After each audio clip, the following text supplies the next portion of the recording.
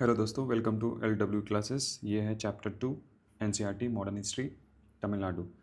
इस चैप्टर में हम कॉर्नवालिस के बारे में पढ़ेंगे। Cornwallis second governor general of Bengal होते हैं।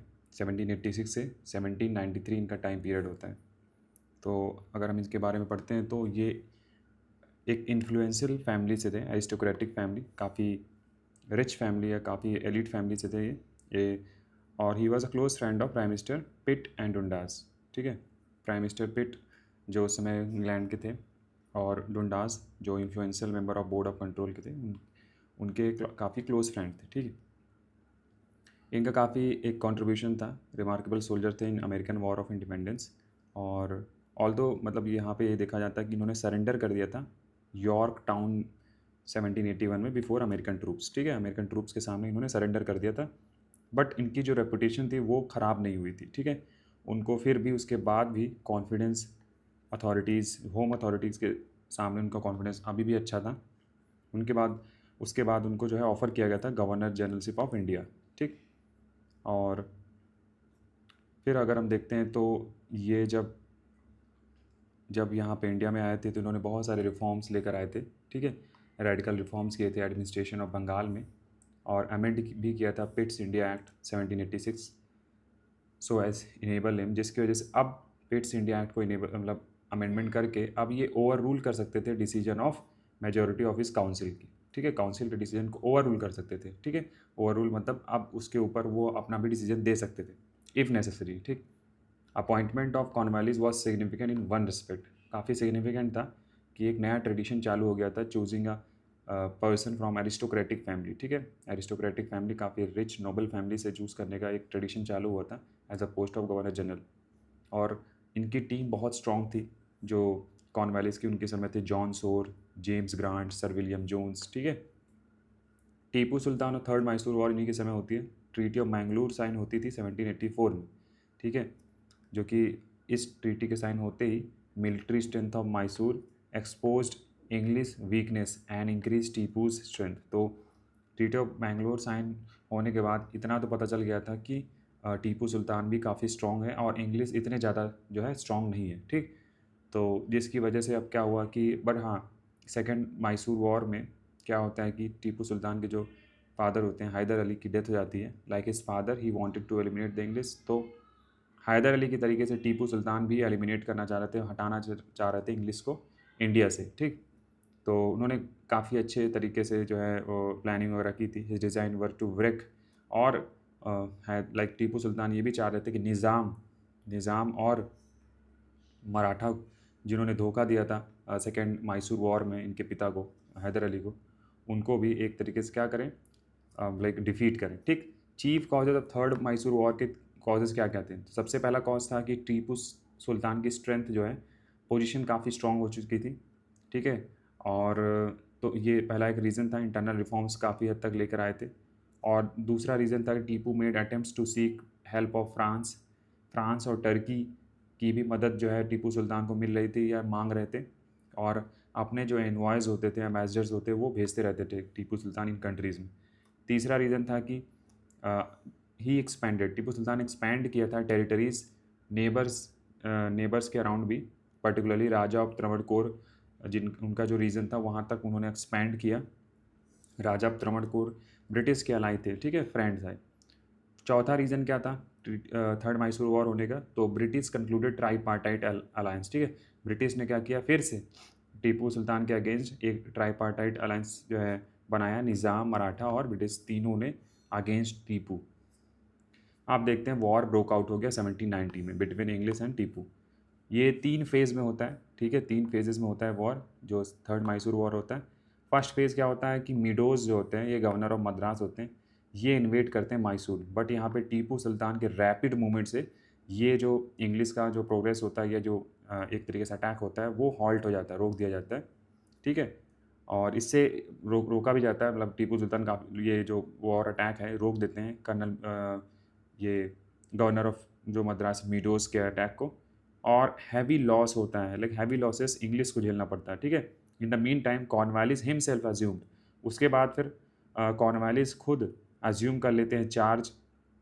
Second phase of war start हो जाता है और for marching from Vellore, Vellore से ये मार्च करते हैं, उसके बाद कैप्चर कर लेते हैं बेंगलुरु को, ठीक है, कॉर्नवालिस कैप्चर कर लेते हैं। But Tipu's brilliant strategy, Tipu की एक अच्छी स्ट्रेटजी की वजह से कॉर्नवालिस को रीट्रीट करना पड़ता है, मैंगलोर से वापस जाना पड़ता है due to lack of provisions, ठीक है, ज़्यादा जो है प्रोविजंस या ज़्यादा ये प्रिपेयर्ड नहीं थे।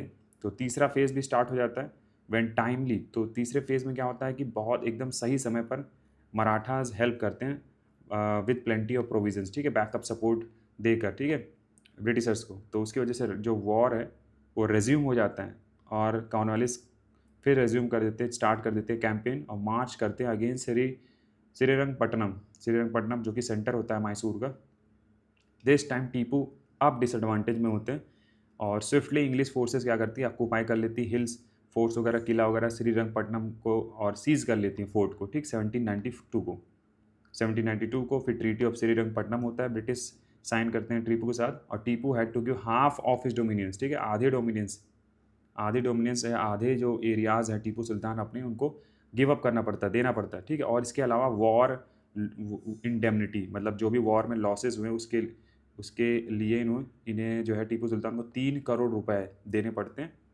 और इसके अलावा surrender 2 of his sons as hostage, ठीक है, इनके 2 जो बेटे उनको भी इन्हें सरेंडर करना पड़ता है।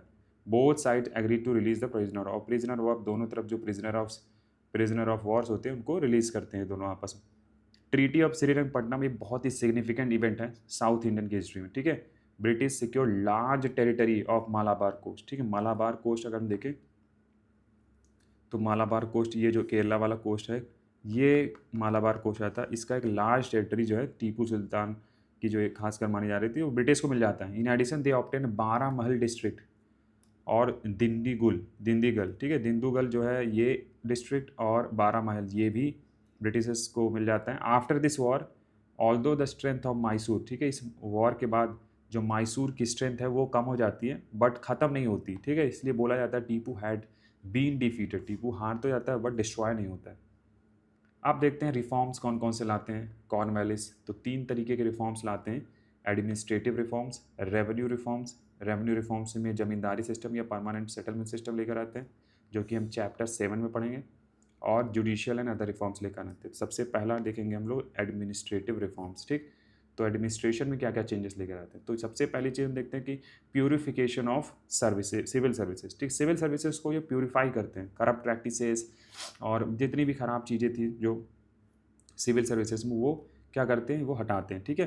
तो सिविल सर्विस को प्यूरिफाई करते हैं by the employment of capable and honest public servants. तो ऑनेस्ट पब्लिक सर्वेंट्स को ये मौका देते थे। It aimed at economy and simplification and purity, economy को अच्छा करना, सिंप्लीफाई करना और प्योर करना। He found that the servants of the company were under paid. इन्होंने पता किया कि जो सर्वेंट्स थे कंपनी के उनको अंडर पेड थे, मतलब ज़्यादा सैलरी नहीं दी जाती थी, जिसकी वजह से ये इनको मतलब ज़्यादा से ज़्यादा सैलरी कहाँ से मिलती थी, कमीशन से, ठीक है, कमीशन, रेवेन्यू में जो कमीशन आता था। इन एडिशन ये कंडक्ट करते थे forbidden and profitable private trade, मतलब ये सैलरी को और बढ़ाने के लिए फॉरबिडन जो ऐसी जो ट्रेड जो फॉरबिडन होती थी, मना होती थी, उनको भी करते थे, और प्रॉफिटेबल प्राइवेट ट्रेड भी करते थे in the names of relatives, ठीक है, रिलेटिव्स के नाम पे कि ये हमारे रिलेटिव्स का जो है काम है, ये सारी चीज़ें हमारे दोस्त का काम है। इसकी वजह से करप्शन काफ़ी ज़्यादा जो है सिस्टम में जो है बढ़ रहा था। Cornwallis who aimed at cleansing the administration, ठीक है, तो कॉर्नवालिस आए थे ताकि एडमिनिस्ट्रेशन को काफ़ी हद तक साफ़ किया जाए, एबॉलिश किया जाए ये vicious system of paying small salaries, ठीक है।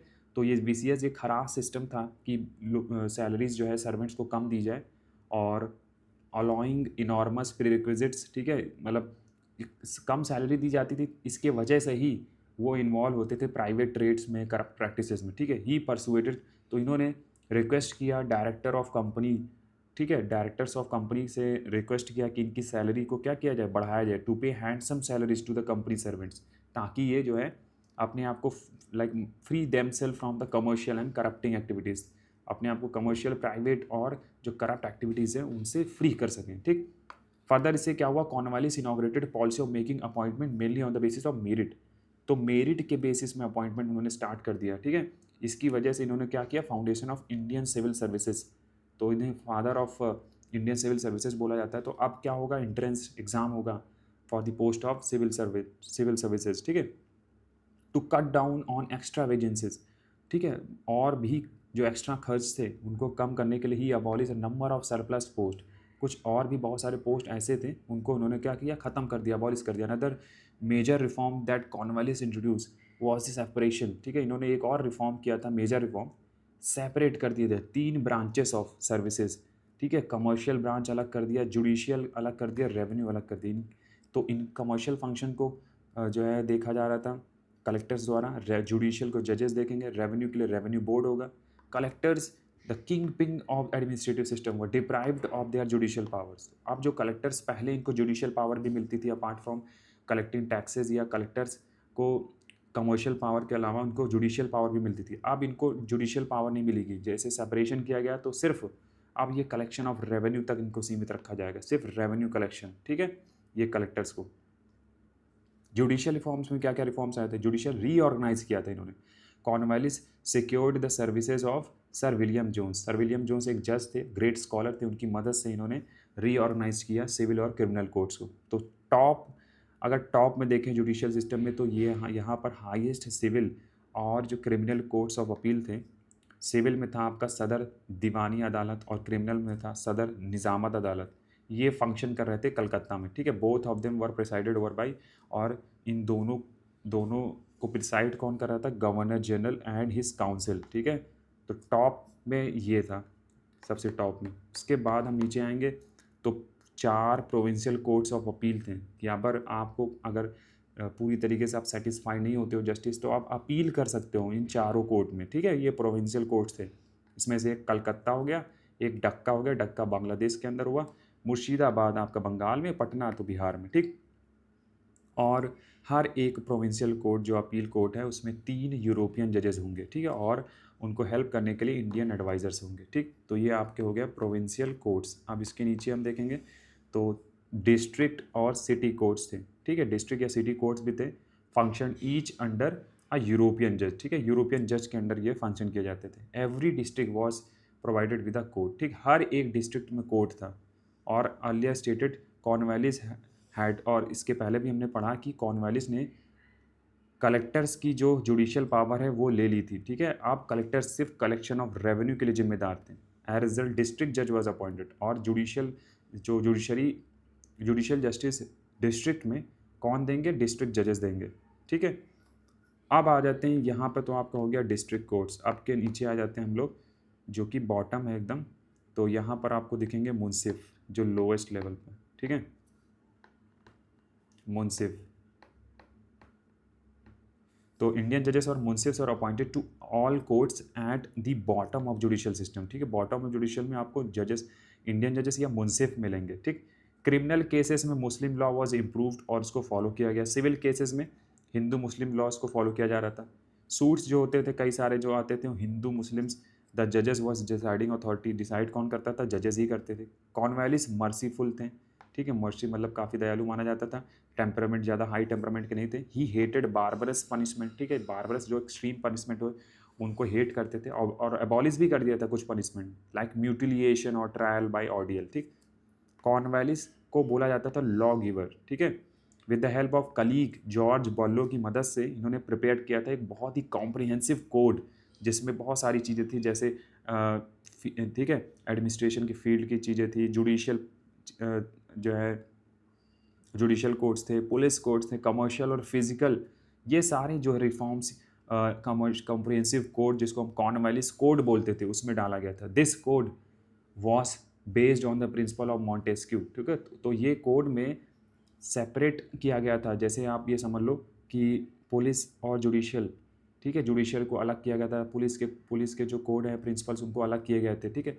तो मॉन्टेस्क्यू का जो प्रिंसिपल था वो सेपरेशन ऑफ पावर्स था, ठीक है। सेपरेशन ऑफ पावर्स में मॉन्टेस्क्यू ने जुडिशरी और लेजिस्लेटिव और एग्जीक्यूटिव के पावर को सेपरेट किया था। तो which was popular in the west in 18th century। In order to curb undue exercise of authority, Cornwallis made all officials answerable to the courts. और कोई भी पिलर या कोई भी बॉडी, चाहे वो जुडिशरी हो, चाहे वो लॉ पुलिस हो, एग्जीक्यूटिव हो, वो अनलिमिटेड एक्सरसाइज ना करे अथॉरिटी की, तो उनको सबको अकाउंटेबल बनाया था। अकाउंटेबल मतलब वो आंसरेबल होंगे कोर्ट्स में, ठीक है। अगर कोई भी एक्सीड करते हैं अपनी अथॉरिटी तो आंसरेबल होंगे कोर्ट्स में, ठीक। मतलब कोई भी बॉडी, कोई भी जो है, चाहे जुडिशियल, चाहे वो एग्जीक्यूटिव हो, लेजिस्लेटिव हो, अगर वो अपनी एक्सीड करेंगे पावर को तो वो आंसरेबल होंगे कि क्यों एक्सीड किया, ठीक। पुलिस रिफॉर्म्स में देखते हैं तो effective implementation of judicial reforms required. तो जुडिशियल रिफॉर्म बहुत इफेक्टिव इम्प्लीमेंट हो उसके लिए पुलिस एडमिनिस्ट्रेशन का रीऑर्गेनाइजेशन होना बहुत इंपॉर्टेंट है, ठीक है।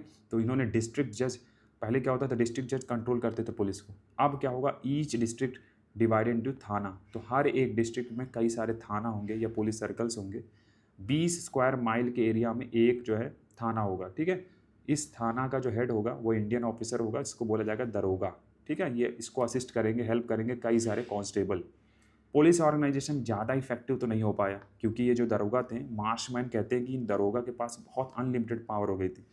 काफ़ी ज़्यादा एक्सटॉर्शन पैसा जो है ऐंठते थे खूब सारा, ठीक है। इसकी वजह से जो है मतलब एक तरीके से ये करप्ट एक जो है एक पोस्ट हो गई थी दरोगा। अदर रिफॉर्म्स और कौन से reforms, Cornwallis reform board of trade, ठीक है। बोर्ड ऑफ ट्रेड जो मैनेज करती थी commercial investments of the company, ठीक है, उसको रिफॉर्म किया था। With the help of Charles grant की मदद से इन्होंने इरेडिकेट किया नंबर ऑफ अब्यूजेस, बहुत सारे मतलब ख़राब तरीके से जो है अब्यूजेस और करप्ट प्रैक्टिसेस हो रही थी बोर्ड ऑफ ट्रेड में, ठीक है। तो इसको भी इन्होंने सही किया। Fair treatment was given to weavers, दो बुनकर होते थे, ठीक है, जो बुनाई करते थे, उनके साथ अच्छा ट्रीटमेंट किया गया इंडियन वर्कर के साथ। He increase remuneration for honest service, अगर अच्छा कोई बहुत ही ईमानदारी से सर्विस कर रहा था तो उसकी सैलरी भी उन्होंने इंक्रीज़ की थी। अगर एस्टिमेट किया जाए तो बहुत ही अच्छा एक फियरलेस और ड्यूटी एंड सेक्रीफाइस किया था इन्होंने, मतलब जो कॉर्नवालिस ने, ठीक है। टीपू के ग्रोइंग पावर को भी इन्होंने कर्टेल किया था। एड एन एडमिनिस्ट्रेटर इन्होंने कंसोलिडेट किया था पूरी कंपनी की पोजीशन को इंडिया में कंसोलिडेट किया था, काफ़ी अच्छे से इन्होंने फिर से मजबूत किया था, ठीक है। और एक स्टार्ट किया था tradition of efficient and pure administration, ठीक है। और इन्होंने कुछ डिफेक्ट्स थे जैसे परमानेंट सेटलमेंट लेकर आए थे लैंड रेवेन्यू का, वो उतना अच्छा नहीं सक्सेस हुआ। एडमिनिस्ट्रेटिव जुडिशियल रिफॉर्म जो लेकर आए थे वो सॉलिड अचीवमेंट बोला जाता है, ठीक है, एडमिनिस्ट्रेटिव और जुडिशियल रिफॉर्म। तो जिसकी वजह से इनको एक parent of the Indian administrative service भी बोला जाता है और एक founder of efficient and clean system of administration. तो इस लेक्चर में इतना ही, अगला चैप्टर हम आगे देखेंगे। Thank you.